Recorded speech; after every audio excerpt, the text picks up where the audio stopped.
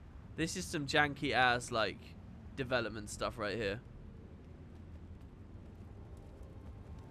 But then you get WP never reads chat over and over and over and over. Well, no, because I could just pick something else. WP starts reading a comment without fully reading it. That's the only way I ever get my content. Yeah, if you want me to respond, you just put my name in it, and it gives it to me in a different color, and it's pretty easy for me to respond when you do that. Yeah, block forever, and it's split. Yeah, it's pretty funny.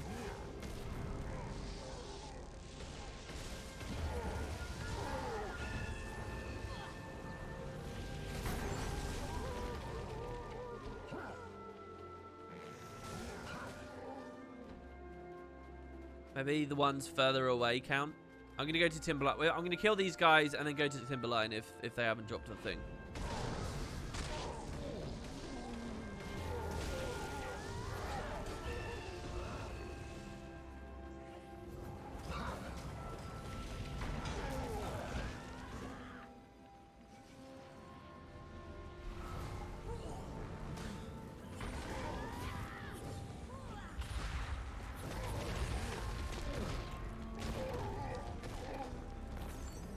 Well, we didn't get a special magic runestone, but we did get a soiled rag. Lovely. All right, yeah, let's go get the... Oh, yeah, by the way, is Ratchi in chat? Ratchi gave us these Norn dies. Let's have a look. Ratchi gave us the Spirits die. Unfortunately, that is the one of the set we already had, but nonetheless, we can sell it for 125 gold. That's fucking awesome. Thank you so much.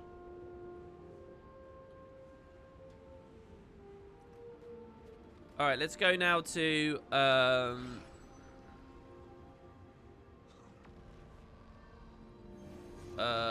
Timberline, which... Do I know where the runestone is on this map? Let's see.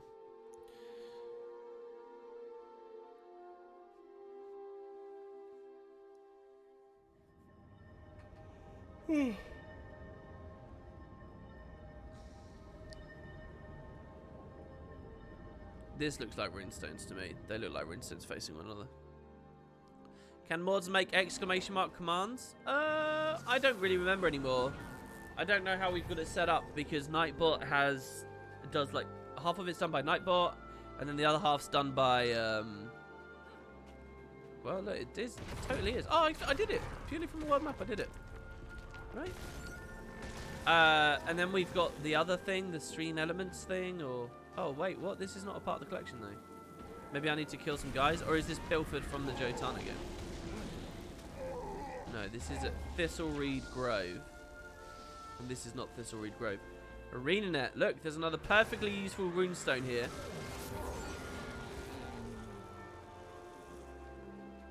Okay, Thistlereed Grove. Where are you, Thistlereed Grove?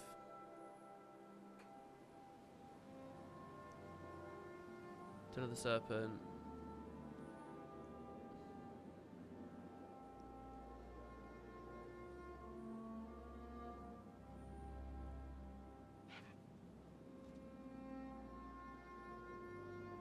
It's over there, I guess. Let's go this way.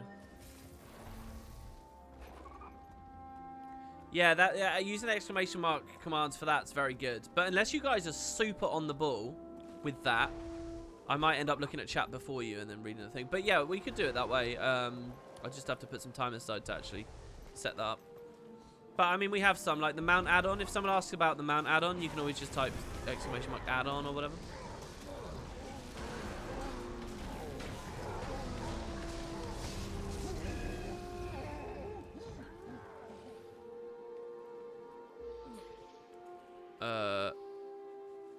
Here we go, we can interact.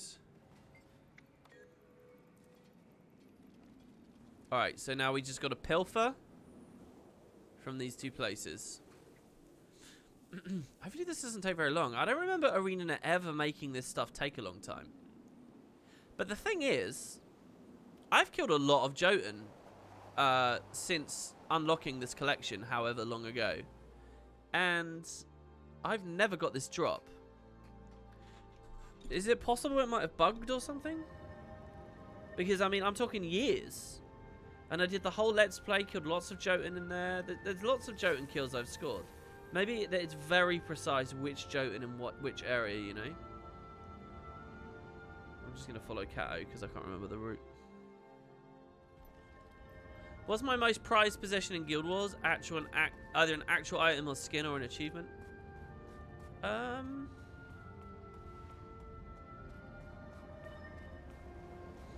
don't know. I honestly don't know. I don't know.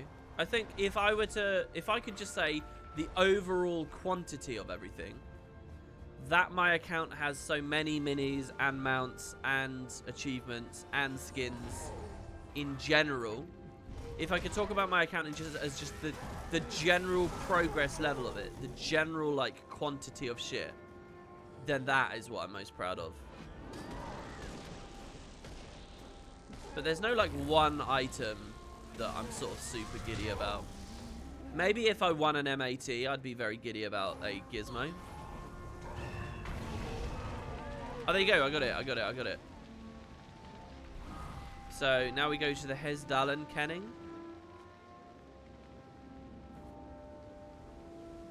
Which is where again? Dude, I'm brain dead. Where was the other one?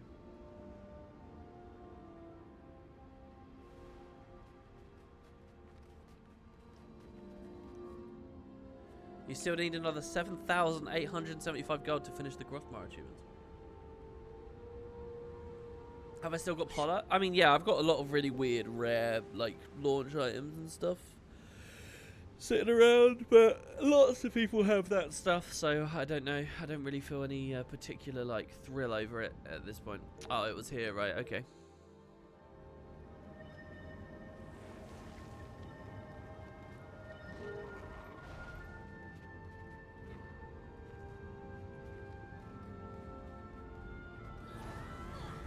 Having all the stellar weapons is pretty nice. I don't know. I don't think that having all the stellar weapons is... Like, I would list Champion Brawler before that, and I don't actually think Champion Brawler is that cool. I think it's pretty cool. Obviously, it's Jotun we need to kill, not Griffins or whatever. But, I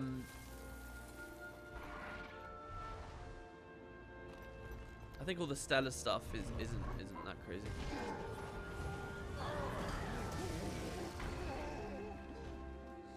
Especially considering Istan is a map everyone farms so hard, you know?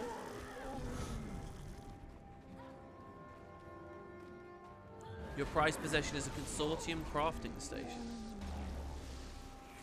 A consortium crafting station? I don't actually know what that is. Teach me. What's that? What's the consortium crafting station?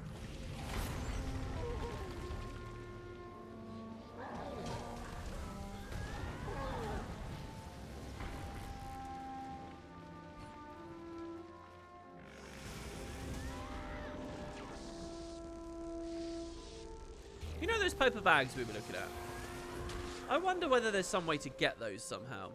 Because you know people used to like cheese stuff at support. They used to be like, oh, I misplaced my Super Adventure Infusion. Can I have a new one, please? And then like they would get the infusion kind of thing. They'd get a second one or whatever, and then start tanking them on TV. You know people did that. They trolled support, and they got weird items out of support just from getting lucky and chancing it. I wonder if anyone ever did that for like an abandoned item like that, or a fully unimplemented item like the paper bag. Also, you know how when we moused over the preview code, do I still have it? Look at this, right? This is what's particularly intriguing to me. When I mouse over it, it says skin locked. Now, that makes me wonder, is that like... That has to be like in the database, right? That has to be... That's a slot, isn't it? It's just a hidden slot, much like any other hidden mini or hidden armor or weapon skin or whatever. So I wonder if every single hidden thing was revealed, what would our vaults look like? Because all the paper bags would be in it, all the random unimplemented stuff. I wonder how many bugged items, how many like non-things, how many things that you could scroll over and it would crash a client, stuff like that. I wonder how many you'd have. Because it really feels like the fact that that says skin locked, it really feels like if I had the item, I could right click unlock it. It really does, doesn't it? And the game would happily then have it for it.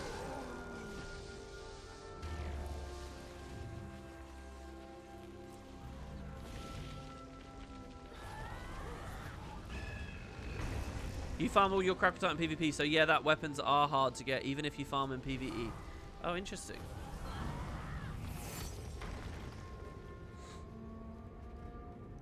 I actually got a lucky Fractal Tonic once as well, actually. Yeah, I did. I got a Fractal Tonic. I sold it, though. I think I sold it in pursuit of getting my Infinite Mist Potion.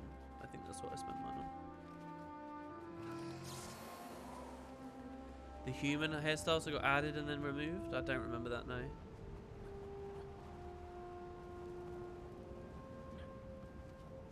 Oh, this one's brutal because there's not many Jotun to get. But once we do it... Oh, wait. Oh, no, I am done. I'm done. Okay. Combine the Jotun Star fragments in the ruins of the Leaning Grade in Dredgehaunt Cliffs. Now, Leaning Grade, didn't we see that multiple times?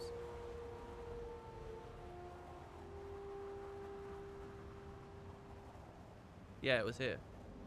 Why is this the special place for the Bifrost? Yeah, I saw Menart. Thanks for the help in chat there, Menart. I see. Really appreciate it.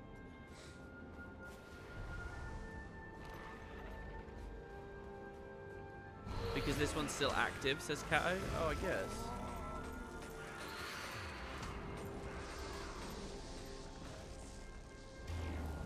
Oh, the 3 consortium mobile crafting stations. Stranded on a desert island, now you can craft anything from anywhere. Consumable, account bound on acquired, but consumed. So there were no infinite ones. That's interesting. Okay, wait. So what? Where do I put it though? He's waypointed against this wall. I don't know whether that's super precisely done. Or... Was the storm here always purple? I think so. Are we going to the cave, do we? Ooh. Get out of here, Sons of Svanu.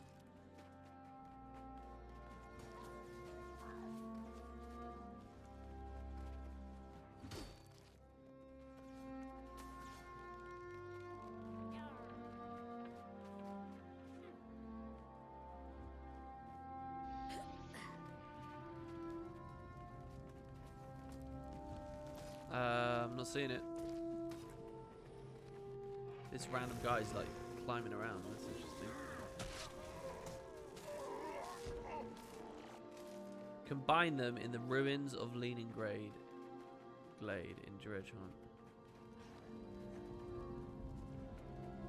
Do I have to click something? Oh, wait. I do actually have... Oh, wait, what? Did we just do it?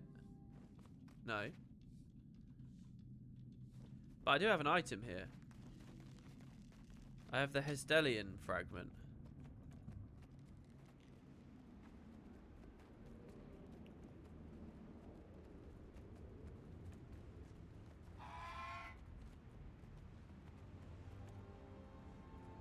Oh, I need to climb on the rock and interact, I guess. Here we go. A very large Jotun runestone lies here. Fuse the star fragments to form the Jotun star. So we now have the Jotun star, which looks really weird on the icon. Lay the star to rest by bringing it to the ancient runestone near Heimdall's Last Stand in Dredgehaunt Cliffs. Heimdall's Last Stand. That's here. Oh, this giant one here? Is that one massive runestone?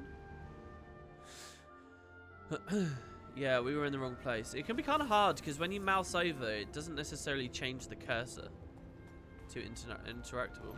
Oh no, it's this one here. It's right here, literally here. This is it, with the pool of water. This large runestone was apparently a focal point for Jotun rituals. Bury the Jotun star at the base of the runestone. And there you go, that's the Bifrost done. That's interesting that that was actually easier than like the chicken one. I guess it cost me bloodstone dust, but that's really interesting to me. There you go, we get the chest of ancient mysticism. Beautiful. Ooh. Is this a mower, says Kato? What do you mean? Oh, the picture? I guess maybe, yeah. A mower chick? Looks like it, maybe. That's pretty funny. I wonder if ArenaNet didn't want people to see the texture that low down. They always assumed it would be buried underneath or whatever. That's kind of cool, though. It's interesting that any of the other runestones that are the same model, they're just sunk into the ground more, also have the same face. You just can't see it. Heimdall is the guardian of the Bifrost, the eternal watcher. Oh! You're right. Wait. So Heimdall's... I wonder why the flavor text for the area is here. Oh, so there is actually something deeper going on here. Something from vanilla. That's very curious. Because this name predates the legendary collections. Alright. The Chest of Ancient Mysticism. Box of Recipe for the T1 Legend. So the Bifrost stuff is going to feel a bit lame because we already have the legend and we already have the Bifrost, but we have to sort of build our way through it anyway. But whatever. Kato, you were remarkably helpful there, so thank you very much. Everyone was generally really awesome today, so thank you guys. We got another 2 of the legendary collections done. There's just the Howler, the Frostfang, and the Quip left now, and we're finished with all the T1s, which feels pretty good to me. Let's deposit the essence in amongst all of our other essences. Let's bask in the achievement section, which is shrinking and shrinking. Look at that. Beautiful. Once we've done all the T1s, we might want to just finish off all the currently active T3s. Or we could leave the currently active T3s because it's all world boss stuff. Then we'll probably just do a whole big phase of T2s. And then we'll have, like, a lot of T3s just available all at once. And we're ready for the world boss setup, you know, where we just do a ton of world bosses. Should be pretty good. We got the Howler. Looks like lots of hunting-related stuff, maybe. The Axe, to do with the jars.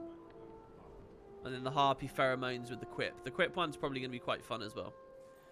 Like the chicken and the throwing stuff. T2 is just going to be a big money sink. Yeah, it is. It totally is. And we're kind of out of cash because of the whole Mad Realm weapon thing. But we'll get by. We'll figure it out.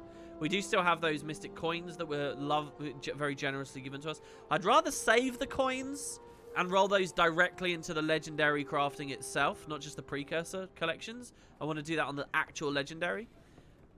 But if we don't liquidate the coins, I'm not quite sure how we're going to get all of the money. So we'll see. But guys, that was brilliant. Thanks very much for watching. That's Good Sea Master, and hopefully I'll have a YouTube video up for you very, very soon. I will be back here on Twitch, same time, every day tomorrow. Hope you guys enjoyed. Have a nice dinner, have a nice lunch, have a nice breakfast, whatever. And feel free to check out the VODs over on Woody Potatoes too for anything you might have missed. Cheers, guys. I'll be back tomorrow, same time. See you there. Take care, guys.